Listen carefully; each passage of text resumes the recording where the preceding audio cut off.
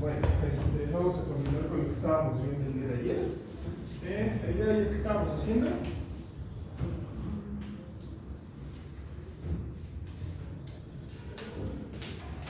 acuerdo?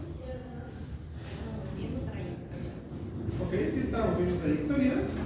Ayer lo que terminamos viendo era que podíamos tener trayectorias de longitud infinita.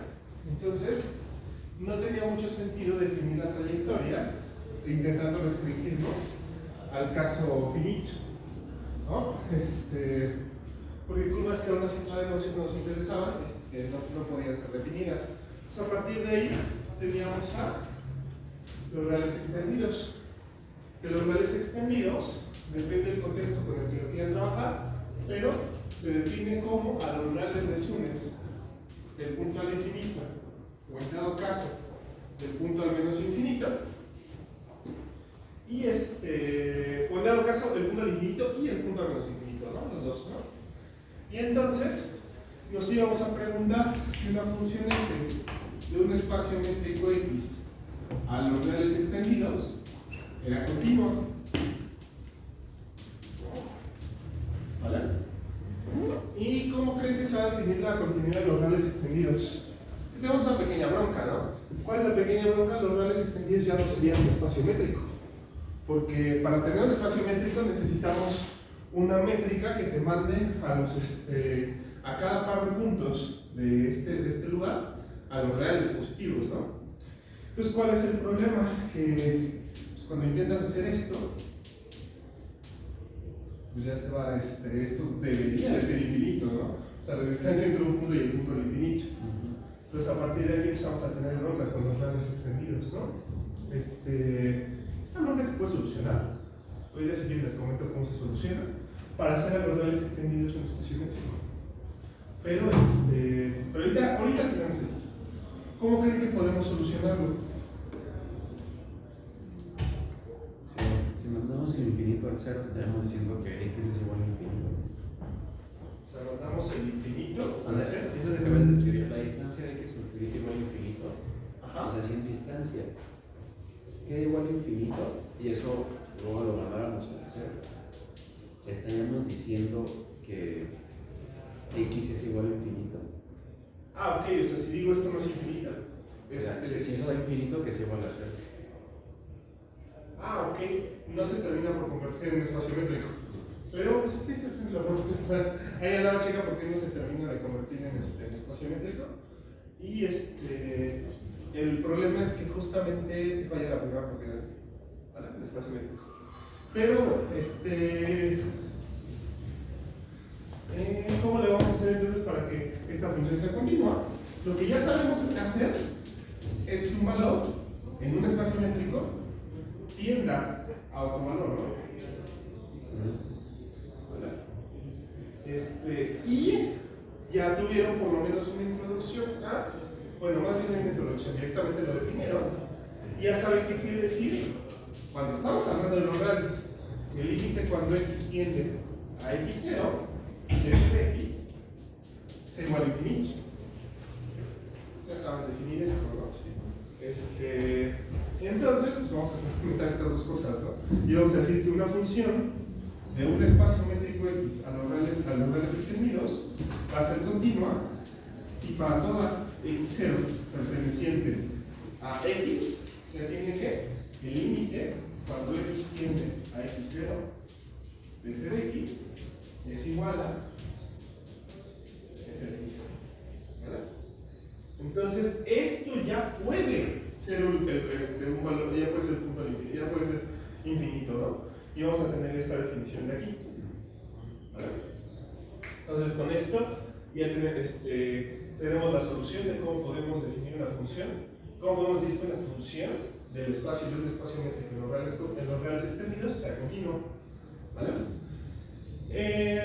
Ahora, pequeño comentario. ¿Se puede solucionar esto sin recurrir a esta artimaña y que sí sea continuidad de espacios métricos, haciendo que los reales extendidos sean un espacio métrico? ¿Cómo se puede hacer eso? Hay distintas formas.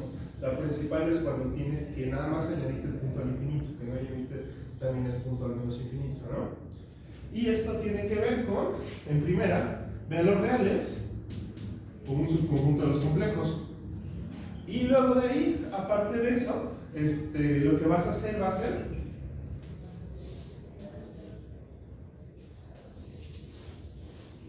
tomarte la proyección estereográfica. Es decir, justamente, cada punto del plano complejo, lo que vas a hacer va a ser asociarlo con el punto de corte entre la línea recta que une el polo norte con ese punto, ¿vale? Y entonces aquí ya podemos asociar todo punto del plano complejo, en especial todo punto de los reales, con la esfera de Riemann. Entonces aquí se le va a llamar la esfera de Riemann. Y aquí, y entonces, ¿qué es lo que podemos hacer? Podemos aquí medir las distancias en la esfera de Riemann, ¿vale? ¿Cómo vamos a medir las distancias? Bueno, ¿y el punto del infinito cuál va a ser? ¿A dónde se va a ir? Al polo norte, ¿no? ¿Por qué? Porque entre más yo alejo un punto en el plano complejo, se va haciendo más paralela la recta de aquí, entonces debería de irse al punto del infinito, ¿no? Entonces, bueno, ya que tenemos todo eso, ¿cómo podemos medir distancias en la esfera de Riemann? Hay dos formas, tanto con la métrica cordal como con la métrica esférica. La primera es la sencilla, tienes dos puntitos aquí. ¿Cómo los mides? ¿Cómo mides su distancia? Pues ves que anda con la línea recta que los une, o con que esa obviamente esté debajo de la esfera de Riemann, ¿no? Y resulta que cuando haces eso, tienes una métrica en la esfera de Riemann. La otra forma, que pues podría ser más intuitiva, en el sentido de una trayectoria por la que sí nos vamos moviendo, o sea que sí esté entre el objeto con el que está trabajando, calcula la distancia esférica entre estos dos, con la geodésica que los une. ¿Vale? Y de esta forma ya podemos añadirle a los complejos extendidos, por lo tanto a los reales extendidos, una métrica. ¿Vale? ¿Y cuál es la sorpresa que ya vieron, bueno, que tal vez ya vieron en su curso de variable compleja, si es que ya lo llevaron? Que continuidad en la esfera de Riemann con cualquiera de estas dos métricas, sí, solo sí, continuidad definida de esta forma. ¿Vale? Esos detalles pues ya ahorita se nos dejan, ahora les voy comentando cómo se puede solucionar este pequeño problema. ¿Vale? ¿Alguna duda con el comentario? Sí, eso que comentaste de estos y esto. Esto sí, solo sí, esto. También se puede ver con diferenciabilidad en un punto. Puedes definir diferenciabilidad en un punto de la esfera de Riemann y normalmente es también cayendo en la diferenciabilidad real, ¿vale?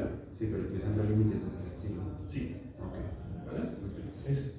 Bueno, de hecho, o sea, lo que pasa es que es fácil ver que no pasa, que todo se comporta bien bonito cuando no estás trabajando en el punto del infinito, y cuando estás trabajando en el punto del infinito ya le metes ese caso aparte. Pero sí, todo eso se puede ir manejando así, ¿no? Gracias. De hecho, justamente en geometría diferencial, topología diferencial, lo que se hace es, por medio de biyecciones que te preserven todo, por así decirlo, definir lo que es una derivada en un espacio que ya no sea, que no necesariamente sean los reales ni Rn, ¿no? Ni Cn, ¿no? Pero aquí esto se queda como pequeño comentario. Y bueno, regresamos al punto de acá. Entonces, bueno, este es el primer ingrediente. El segundo ingrediente, estábamos trabajando con las funciones continuas del intervalo 0,1 en el espacio métrico X, y aquí queríamos meter una métrica.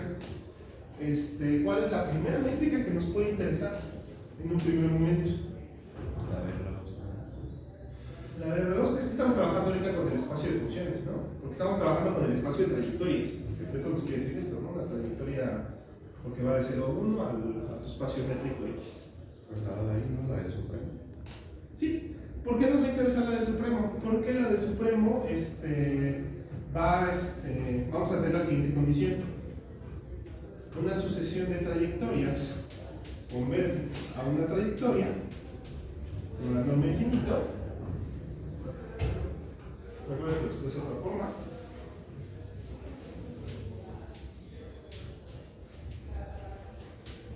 Esto en cuanto a métrica.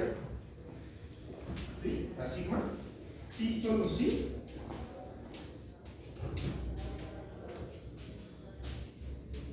Esto refiriéndome a convergencia uniforme.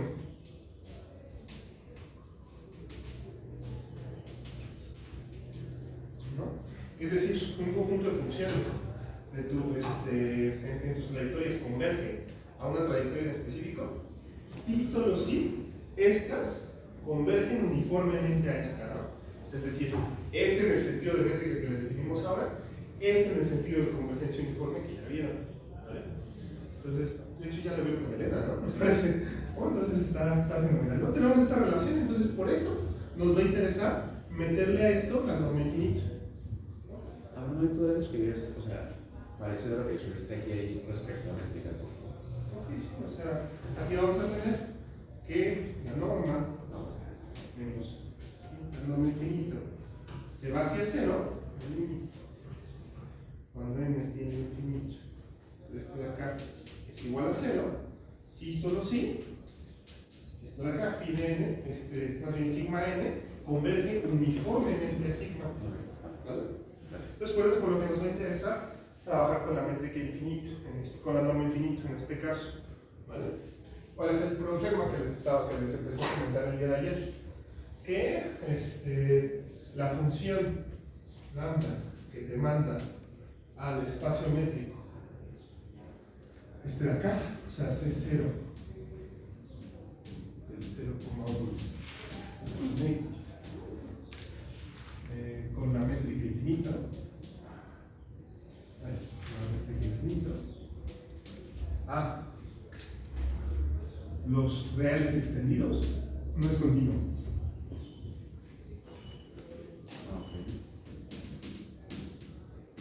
O sea, tenemos esta bronca, lamentablemente, que la función no va a ser continua. O sea, no cumple ese límite. No cumple ese límite, exactamente. ¿Vale? ¿Cómo podemos ver que no es continua? Lo que podemos hacer es tomarnos una sucesión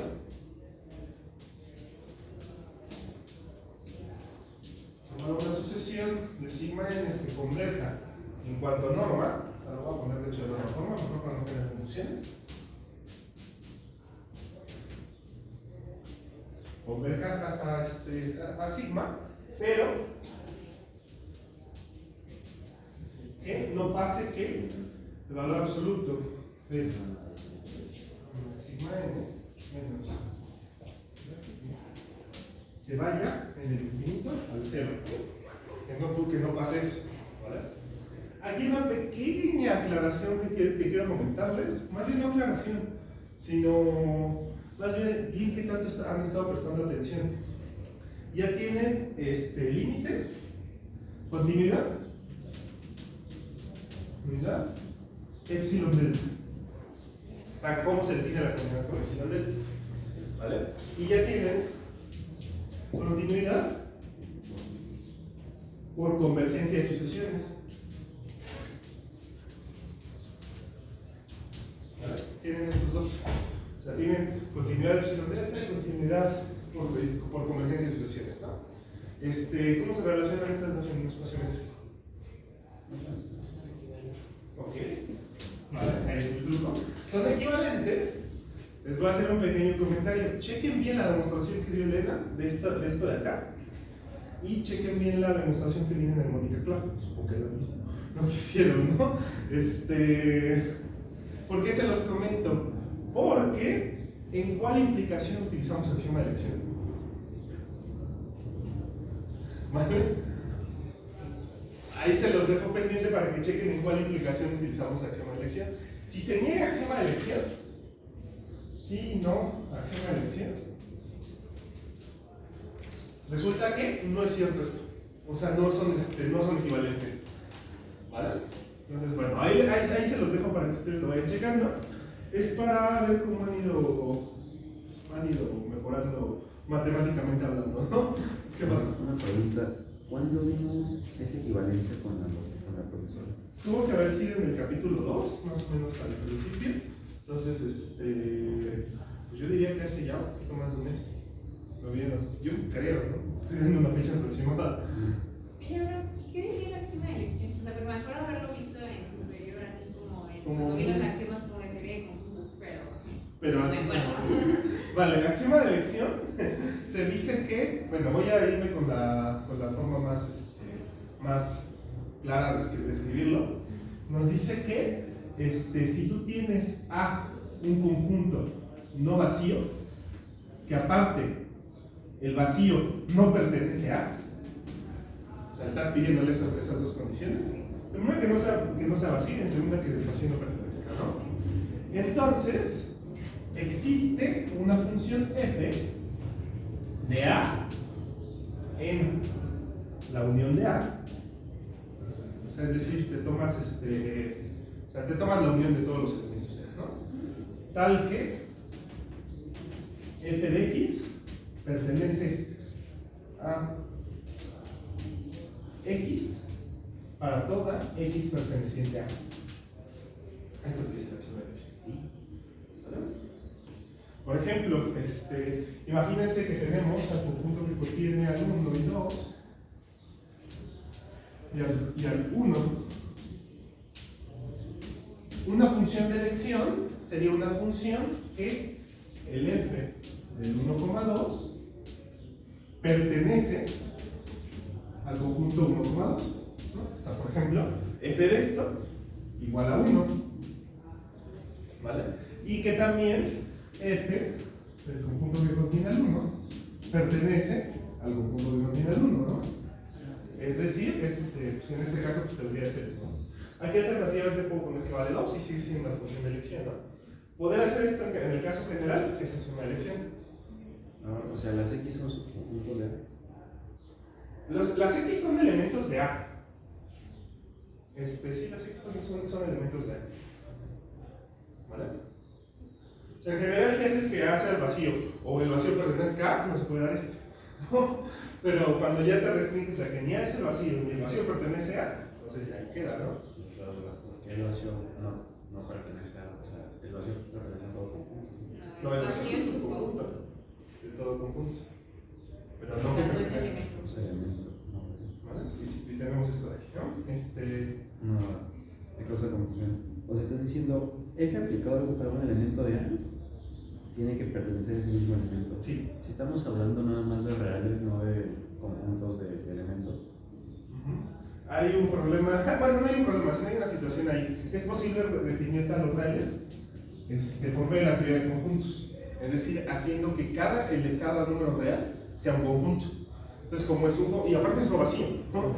Entonces, como ya es un conjunto, ya podemos hablar de que cada uno pertenezca ahí, ¿no? O sea, son puros singuletes en ese sentido.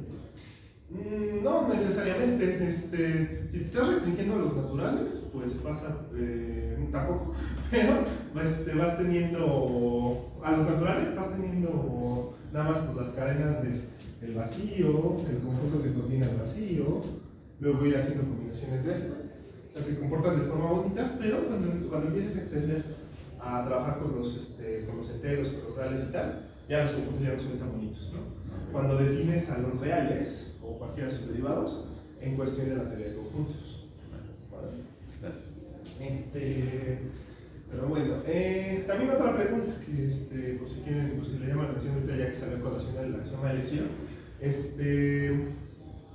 chequen si esta proposición es para que nos ocupe la teoría de conjuntos, chequen si esta proposición es una proposición constructiva, es decir, es una definición que ya consideramos realizada. ¿En qué sentido? Por ejemplo, si yo tengo un 1 y yo tengo un 1, ya sé cuánto es 1 más 1, ¿no? O sea, ya considero que ya está construida la solución de eso, ¿no? Chequen cómo se comporta el axioma de elección cuando lo trabajamos en la matemática moderna, ¿no? Porque se suele suponer o se suele trabajar como que todos los existenciales ya son proposiciones constructivas, pero yo creo que no, sobre todo por el uso que tiene. Entonces, pues ahí les dejo un pequeño trabajo, ¿no? Pero bueno, ¿alguna duda con esto del axioma de elección? Sí, lo que acabas de comentar es que es un axioma, ¿no? Los axiomas se toman por hecho. Sí, o sea, no estoy negando que se tome por hecho, pero me refiero, tienes un conjunto con estas características. ¿Ya consideras que ya tienes la función de elección? O más bien la función de elección la vas a utilizar para nada más demostrar afirmaciones. Ok, vale. Gracias. ¿no? Entonces, bueno, tenemos esto de acá. Lo voy a borrar para terminar aquí con esto. Y bueno, la pista que les puedo dar de cuál es la demostración con un máxima de elección es que para negar continuidad de epsilon delta, que es con lo que me voy a estar manejando ahorita, puedo demostrar que existe una sucesión que converge hacia otra y lambda de sigma de n no converge hacia lambda de sigma. O sea, esto de acá sí me va a demostrar que esta función no es continua por epsilon delta, ¿no? Entonces, si se dan cuenta, esto es negación de uno de estos dos, ¿no? Entonces, tendrías que negar la convergencia. ¿Qué pasó? Tendrías que negar la convergencia, la verdad. ¿Cómo? No tendrías que ponerle así un tache a la clase de la... Sí, tengo No existe. no, más bien no existe, no, o sea, existe una sucesión tal que... Ahí está. Ahí está, ¿no? O sea, existe una sucesión que converge hacia el sigma, pero las lambdas de sigma de n no convergen hacia la lambda de sigma, ¿no? Y para esto, pues vamos a tomarnos la sucesión de sigmas de n dadas por x, sigma n de t es igual a, mejor de x porque lo escribí con x acá, entonces sí necesito la tabla para que no vuelva a pasar lo mismo ayer con las m's. Sigma n de x es igual a x, 1 entre raíz de n por el seno de pi n x. Me tomo estas de acá. Y en cambio me tomo la sigma, la trayectoria, dada por sigma de x igual a x, 0. ¿Vale? Yo afirmo que sigma n en el infinito, con la norma infinito, converge a sigma. ¿Vale? ¿Y esto por qué lo sé? Porque quiero calcular el límite cuando n tiene infinito de valor absoluto de sigma menos sigma n, esto de acá, y ver qué se va hacia 0. ¿Vale? Ahora, ¿tiene sentido que es necesaria la raíz de 1 entre n? Sí, pues sí va a ser necesaria esa. Justamente esta va a ser necesaria para esta parte. ¿Vale? Y otra pregunta, ¿Qué pasa? no me queda claro, o sea, no me suena por la respuesta lo que comentaste que mencionamos con la profesora. Yo tengo entendido que son la misma, pero, o sea, ¿en qué se diferencia una con una? O sea, una descripción con la otra. O sea, esta es que para todo epsilon mayor que 0 existe una delta mayor que 0, esto en cada punto, tal que la distancia de x a x0 menor que delta implica que la distancia de f de x menos de f de x a f de x0 es menor que epsilon. Y esta te quiere decir que toda sucesión que te tomes que converge al valor x0, también el conjunto de imágenes, f de x, converge a f de x0. Esta es una, esta es otra, y al final aquí estoy negando, de hecho, esta, ¿no? Pero yo lo que les digo es la negación de esta me sirve para negar continuidad por epsilon delta, para que chequen cuál, les digo ahí como pequeña tallita, cuándo fue el que se ocupó axioma de elección en esta, ¿no? De hecho, se ocupa una versión más débil del axioma de elección, ¿no? Se ocupa axioma de elección numerable. Numerable o condicionada. Que como dato curioso, por si les interesa todo eso, todos los resultados de análisis matemático que necesitaban axioma de elección, nada más necesitan la condicionada. ¿Vale? Entonces, al final del día no es tan necesario tener el axioma de elección. ¿Sí? Y tampoco esto les estoy comentando como para busquen negarlo o algo por el estilo, sino para que se vayan dando cuenta de cuáles son los elementos de todas las pruebas que van haciendo. ¿Vale? O sea, ver qué sí se necesita, qué no, qué puedes desechar, qué es necesario, ¿no? Entonces, bueno, regresamos a esto de acá y queremos ver que esto se va hacia 0. ¿Vale? Y esto de acá, sigma menos sigma n con la norma infinito, esto de acá tiene que ser igual a primero que nada, pues resto esta de esta, ¿no? Bueno, el resto esta de esta, ¿no? Bueno, sí me puede más esta de esta, ¿no? Y entonces aquí tendría que esto es la norma, o sea, el supremo de los x pertenecientes al intervalo 0, 1 de el valor absoluto de esto de acá, ¿no? O sea, como esta se cancela con esta, nada más nos interesan estas, ¿no?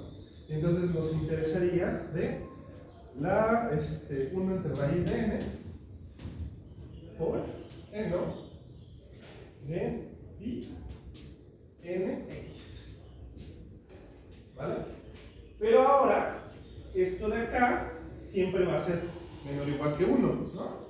Entonces esto de acá es menor o igual que el supremo, cuando x se va, cuando x pertenece a 0, 1, de valor absoluto de 1 sobre raíz de n, ¿vale? Y ya esto, si ya sé que se va en el infinito a 0, ¿no? ¿Por qué? Porque estoy calculándole la raíz a n y n lo estoy haciendo cada vez más grande. Entonces esto se va a 0, ¿no? Entonces, ¿qué nos quiere decir esto? Que esta, cuando n tiene infinito, se va a 0, ¿vale? Y ahora, pues restaría las lambdas, ¿no? Hacia dónde se van, ¿no? Y ya les doy el spoiler, yo, se van a infinito. Estas de aquí se van a estar yendo hacia infinito, ¿vale? Esta, como en los detalles de la prueba, me tardaría todo lo que resta de hora, probablemente la siguiente, se las dejo como pequeña tarea, ¿vale? Que demuestren que las lambdas, sigma de n, en el infinito se van a infinito, ¿vale? Donde ya tenemos una bronca cuando pasa eso. ¿Cómo pueden demostrarlo? Utilicen la caracterización que ya vieron en cálculo 3 de la longitud de curva, cuando tienen una curva suave. ¿Qué entiendo por curva suave? Entiendo por curva suave que sea diferenciable y su derivada sea continua, ¿vale? Cuando tienen eso, esto de acá es igual a la integral de 0 a 1 de la raíz cuadrada de, o sea, considerando que esta tiene entradas xn y n, o sea, como estamos trabajando con esto, pues que tiene entradas xn y n, la raíz cuadrada de delta x al cuadrado sobre delta y, delta x, esto al cuadrado más, le pongo delta t, más delta y sobre delta t al cuadrado, ¿no? Utilicen esta caracterización que ya se había trabajado. Nada más nos quedaría por derivar, en este caso, esta de aquí. La derivamos, nos da porque esta nos va, su derivada nos da 1, ¿no? Entonces al final esto de acá es 1, ¿no? Y esta de acá, pues nada más necesitamos derivarla, elevarlo al cuadrado, y no intenten calcular esa integral así con, así de golpe, porque no está tan bonita, ¿no? Nos queda la integral de la raíz cuadrada de pi n sobre raíz n del seno de pi n de x al cuadrado, ¿no? Entonces pues no está tan fácil calcular esa integral, sino que busquen acotarlo, ¿vale? Y ya cuando la acoten la ponen un término que se vaya hacia infinito, ¿no? Conforme la n va creciendo. Y también por eso se tomó mañosamente esta función así definida, ¿vale? Ahora, ¿por qué respecto de t la derivada? Sí, ¿verdad? Ya lo regué porque aquí lo puse respecto de x. Bueno, aquí vamos a poner entonces que esta es coordenada. Es que quería que quedara como coordenada x y coordenada y. Entonces esta va a ser coordenada x1 y esta es coordenada x2. Entonces, de x1 de x2, ¿no? Y esto ahora sí, respecto de t. Respecto de x. No. ¿Vale? Bueno, entonces eso pasa. Entonces, en este caso ya tenemos una sucesión que converge hacia sigma, pero cuyas longitudes no se van hacia lambda de sigma.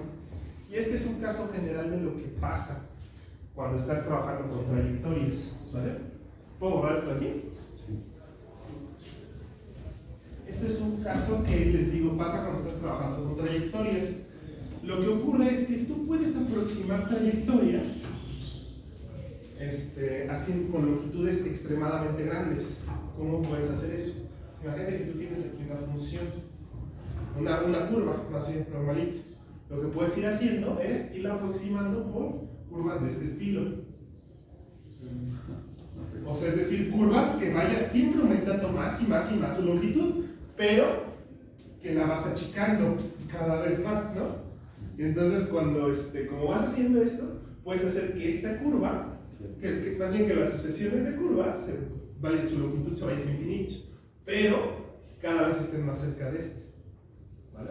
Entonces por eso es por lo que falla, y eso es un poco de lo que se está haciendo ahí al final del día, ¿no? Nada más que pues, lo estamos comparando con la curva que te manda x a x y la otra te la deja en cero. ¿Vale? Entonces, bueno, pues ya que tenemos esto, pues ya podemos ver un poquito qué es lo que está pasando con esto y por qué tenemos las fallas que estamos teniendo. Con eso, o sea, la chamba no se termina, ¿no? O sea, sí podemos hacer algo para solucionar esto. ¿En qué sentido de solucionarlo? Una condición más débil que la continuidad y que sirva para las trayectorias, ¿no? ¿Cuál puede ser la condición más débil? Ya que no nos acerquemos por curvas demasiado grandes, sino que nos estemos aproximando por curvas cuya longitud sea más pequeña, ¿no? Es decir, intentar aproximarnos por curvas que estén relativamente cercanas su longitud a la de la curva que estamos trabajando. ¿Vale? Entonces, bueno, con esto, ¿cuál es la proposición que vamos a demostrar ahorita? Y aquí la anoté para no escribirla mal. Está dada sigma perteneciente a C0 del 0 a 1 a X y C menor que lambda de sigma, existe delta 0 mayor que 0, tal que si la distancia, vamos a ponerle la distancia en el límite infinito, porque aquí estamos sacando el límite infinito, de tau va a ser otra curva, a sigma 0, a sigma nada más, perdón, es menor que delta, tal que para toda C que satisface, eso viene hasta después, tal que si pasa esto, es decir, si las curvas son muy cercanas la una de la otra, entonces lo que tenemos es C sea menor que la longitud de tau. Es decir, no podemos estar aproximando a la tau a la sigma por medio de taus más cercanas por abajo, ¿no? O sea, es decir, no podemos irnos acercando a la sigma con estas siempre cayendo menor que la sigma, ¿no? ¿Alguna duda con esto? Sí, ¿a qué te refieres con que no nos podemos acercar por abajo? Sí, con que no nos podemos acercar por abajo me refiero a que siempre tengas que la lambda de tau sea menor que la c, ¿no? La c te la tomaste como menor que la lambda de sigma. Lo que podemos hacer es lo que estuvimos haciendo acá, ¿no? Es decir, acercarnos por arriba. Si te das cuenta de esta, pues nada más estás trabajando la mayor que la c que te tomaste, ¿no? ¿Vale? Entonces tenemos esta proposición de aquí, pero pues vamos a demostrarlo, ¿no? ¿Sí queda claro entonces lo que está diciendo esta proposición? Justamente te comento, o sea, lo que pasa es que no podemos aproximar esta curva por medio de estas otras curvas que siempre tengan una longitud más cercana, pero por abajo a la longitud de tu sigma. ¿Por abajo te refieres a que tiene longitud menor? Longitud menor, cierta longitud menor que longitud de tau, la longitud de sigma, ¿no? Es con lo que me estoy moviendo aquí. Entonces, bueno, esto lo vamos a demostrar. Bueno, y para esto, pues, en primer lugar, se tiene esto, ¿no? C es menor que lambda de sigma, ¿no? Entonces, pues va a existir una delta 0 mayor que 0, tal que C más delta 0 es menor que la longitud de sigma. ¿Vale? O sea, ¿qué es lo que estoy diciendo? Si hay una distancia, si uno es mayor que otro, va a existir un número lo suficientemente pequeño para que al sumarlo con siga cayendo por debajo de este. ¿Vale? Sí. Esto ya lo trabajamos en cálculo, me parece, ¿no? Entonces, ya lo voy a suponer, ¿no? Estamos tomándonos una delta cero con estas características. ¿Vale? Ahora sí, ¿ahora qué vamos a hacer con eso? ¿Cómo se definía la longitud de sigma?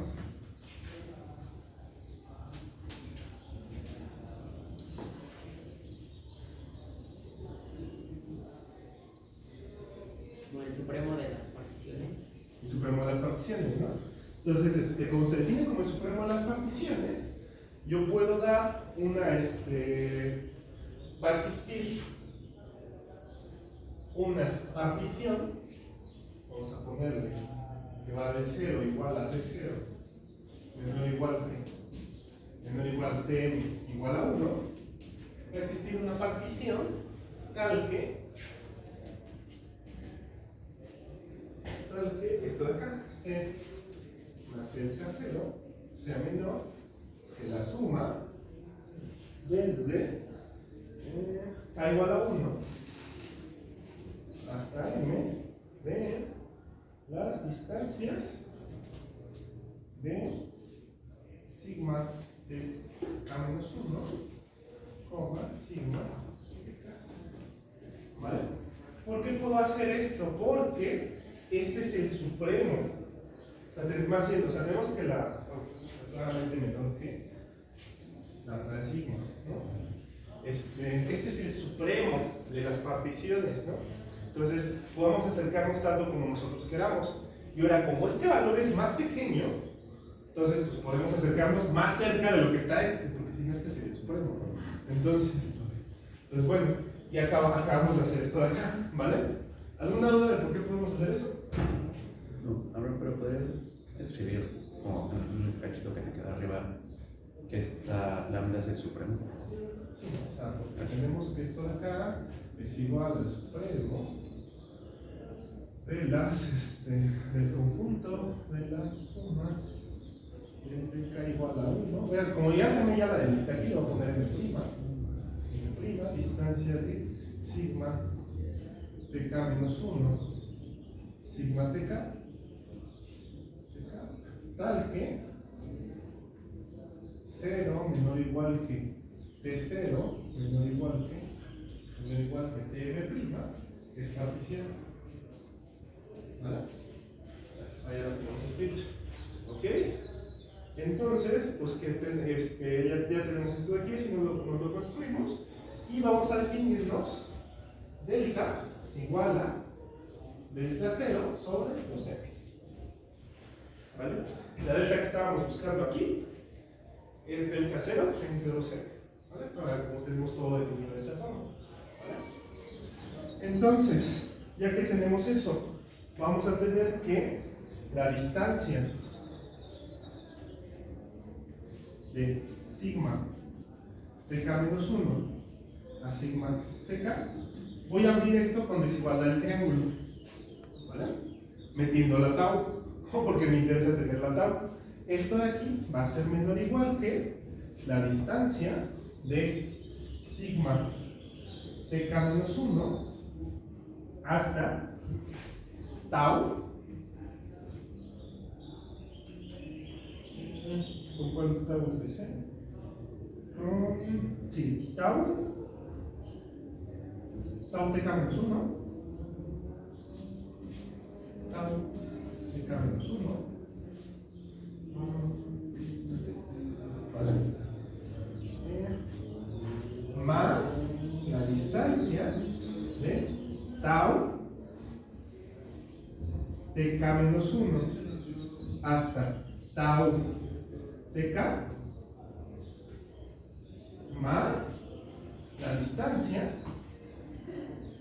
de tau TK a sigma TK.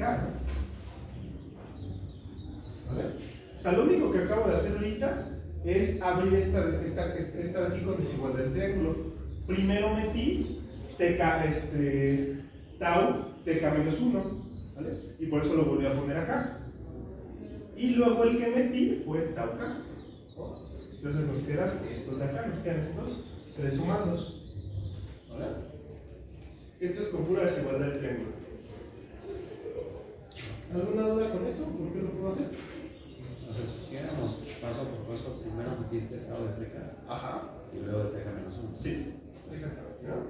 Entonces, bueno, estamos suponiendo, vamos a suponer, si la distancia infinito de sigma a tau es menor que delta, ¿no? Entonces, aquí ya tenemos un miembro de las distancias de tau a sigma. ¿Vale? O sea, ¿por qué? Porque aquí tenemos el valor de la misma función, estos dos, y tenemos sigma de tk menos 1 y tenemos sigma tau de tk menos 1, ¿no? Y acá tenemos otro de esos miembros, ¿no? Tau k, tau de tk y sigma de tk, ¿no? Entonces esto de acá sería menor que delta, porque estamos suponiendo que este es menor que delta, más la distancia de tau k menos 1, tau de tk menos 1, a tau de tk, más delta. ¿Vale? Y ahora estas deltas las puedo ver así. Entonces, pues las deltas, si sumas delta 0 sobre 2m más delta 0 sobre 2m, pues te queda delta 0 sobre m, ¿no? Entonces, esto de acá será igual a delta 0 sobre m más la distancia de tau de k menos 1 a tau de k. Y esto lo acabamos de mostrar para todo acá. O sea, nos tomamos una carga arbitraria, empezamos a hacer esto y vimos que ocurre esto de acá, ¿no? ¿A qué queremos llegar? Queremos llegar a qué pasa esto, a que C es menor que la lambda de tau. Y el lambda de tau sabemos que es menor que el lambda de la curva, y lo que está arriba. No, esto es o sea, como lo que estábamos queriendo decir. ¿Vale? O sea, lo que hicimos fue tomarnos una tau arbitrariamente pequeña, ¿no? Con respecto a la norma infinito con sigma. Y lo que queremos ver es que a fuerza va a pasar esto. O sea, es decir, la lambda de tau va a estar por encima de la c. ¿Vale? Y entonces, bueno, nos queda esto de acá, lo acabamos de demostrar para todo acá. Entonces, por lo tanto, ¿qué obtendríamos? Obtendríamos que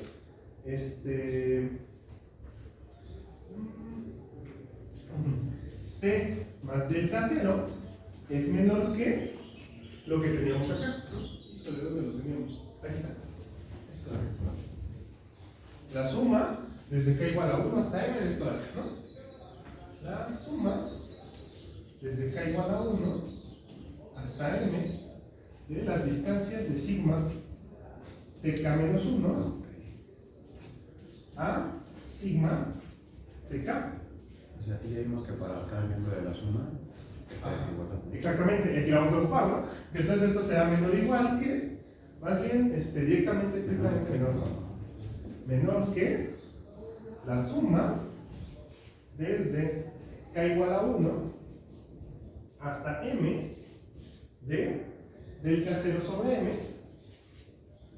más la distancia de tau tk menos 1 a tau tk.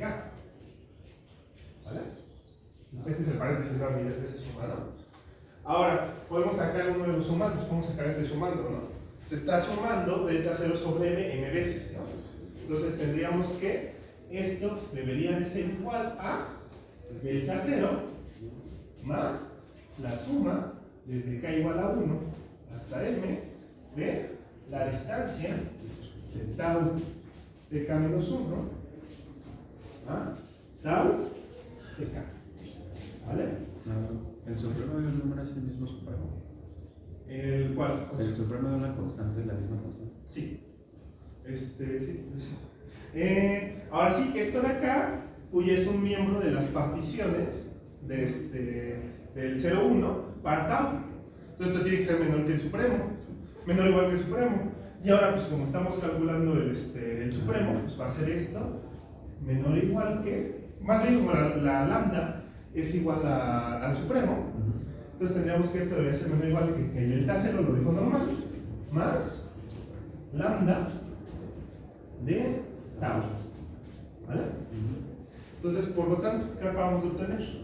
Acabamos de obtener que Ay, no estamos C0, ahí donde estaba, C0 más delta 0, perdón, C más delta 0 es menor que delta 0 más lambda de tau. ¿Vale? Pues este se va con este. Y por lo tanto, C es menor que lambda de tau. ¿Vale? Que era lo que queríamos demostrar. ¿Vale? Entonces acabamos de demostrar esto de acá. Es decir, no podemos acercarnos a una curva con longitudes que estén por debajo de la curva, sino que vamos a tener que estar trabajando, en dado caso, con longitudes por arriba de la curva. ¿Vale? Una pregunta, ¿la demostración sería análogo? ¿Cómo que la demostración? O sea, que la desigualdad es otra vez. Como decías, estos que estén por abajo de las longitudes, pero si están por arriba, sí nos podemos acercar. No podemos hacer eso. Más bien, justamente vamos a checar por qué no podemos hacer eso. ¿Vale? O sea, podemos. ¿A qué me refiero? A fuerzas vas a tener que la lambda tau va a tener que ser mayor que la c. Para cualquier c que te tomes, que sea menor que la longitud de sigma. Ajá, sí. No puedes voltear esta desigualdad. No, o sea, de la primera. O sea, en la hipótesis, si C es mayor que lambda de A. Ah, vale, vamos a verlo porque ese es el otro concepto vamos, ahorita nos estamos explicando el concepto de semicontinuidad inferior, pero ese de allá es el concepto de semicontinuidad superior, ¿vale? Entonces, bueno, ya acabamos de demostrar esto, ya les voy a definir lo que es la semicontinuidad inferior, ¿vale? Definición: sea f que va de un espacio métrico X en los reales extendidos, decimos que f es semicontinuo inferiormente si para todo epsilon mayor que 0 existe una delta mayor que 0, tal que más bien lo pongo acá, tal que la distancia de x a x0 menor que delta implica que menos epsilon es menor que la distancia de f de x a f de x0. ¿Vale? ¿Qué era SMI? ¿Qué era qué? SMI. ¿Cuál MI? S, M, o sea que F es. Semicontinuo inferiormente. Ok, gracias. ¿Vale? Sí, es lo que estoy definiendo ahorita, que sea semicontinuo inferiormente, ¿vale? Si se dan cuenta, ¿qué le falta a esto para que sea la continuidad normal? Le falta que la distancia de f de x a f de x0 sea menor que epsilon, ¿vale? Le falta esto de acá, ¿no? Para poder hablar de para poder trabajar con esto. Vale, pequeño detalle, no es la distancia, es el valor absoluto. Perdón, no es tampoco el valor absoluto, es f de x menos f de x0. ¿Vale? O sea, como estamos trabajando con los reales extendidos, ya esto de acá ya tiene sentido, ¿no? La distancia de f de x a f de x0. Pero como seguimos en el espacio métrico, sí es distancia, ¿no? No, tampoco sería distancia, seguimos con ¿te refieres a esta aquí, no? Sí. Esta de ahí sí tiene que ser distancia. ¿Vale? Entonces ya lo que les decía, ya porque tenía sentido. Lo único que falta es que la f de x menos f de x0 sea menor que epsilon. ¿Vale? Esto es lo único que falta. No forma parte de la definición, es lo único que falta para la parte de lo de la continuidad. ¿Vale? Y bueno, si este es semicontinuo inferiormente, que menos epsilon sea menor que f de x menos f de x0, ¿cuál se imaginan que va a ser semicontinuo superiormente? Esta de acá. Esta de acá va a ser que sea semicontinua superiormente, ¿vale? Y ahora, este enunciado de acá solamente me sirvió para para que la prueba fuera más fácil, ¿no?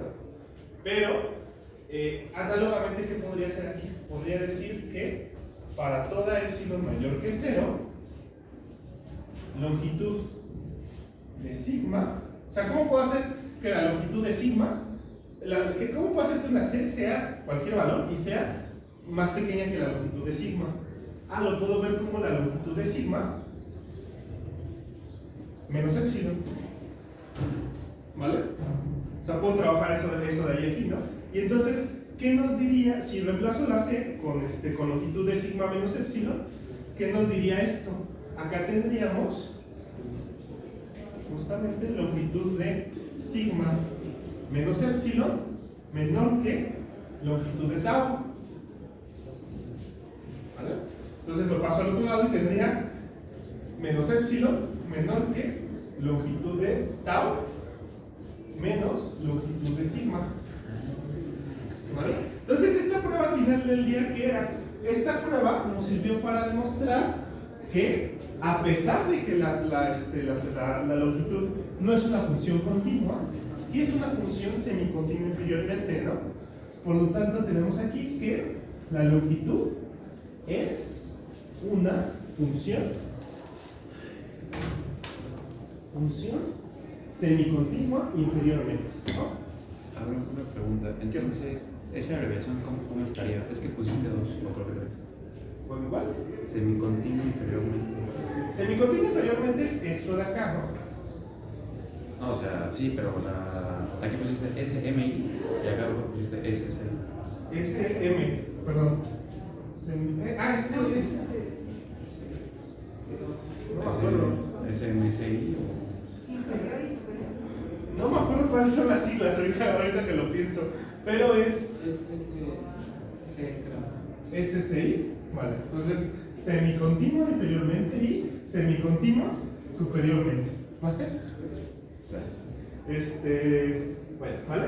Y ya, o sea, de inmediato, si tienen esta definición, o sea, por epsilon, tanto aquí como acá, ya van a tener que una función va a ser semicontinua, una función va a ser continua en un punto, una función, perfecto, función f es continua en x0, si solamente si f es semicontinua inferiormente y semicontinua superiormente, ¿no? ¿Y por qué nos va a interesar esto? Esto yo supongo que ya les va a tocar hablarlo con el de mañana. Porque la semicontinuidad es una opción más sencilla, o sea, que una función sea semicontinua es más fácil a que sea continua directamente. Y sí nos sirve para buscar ínfimos y supremos, ¿vale? O sea, sí nos sirve para encontrar máximos y mínimos. Entonces, la condición de que fuera continua ya no es tan importante, ¿no? Como nada más que sea semicontinua para obtener máximos y mínimos, ¿vale? ¿Alguna duda? No. Vale, pues creo que ya está terminando la hora, entonces sería todo por el día de hoy. Gracias. Nos vemos la siguiente semana.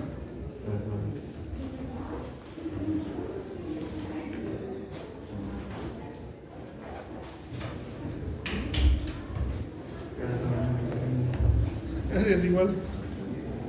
Hagan una.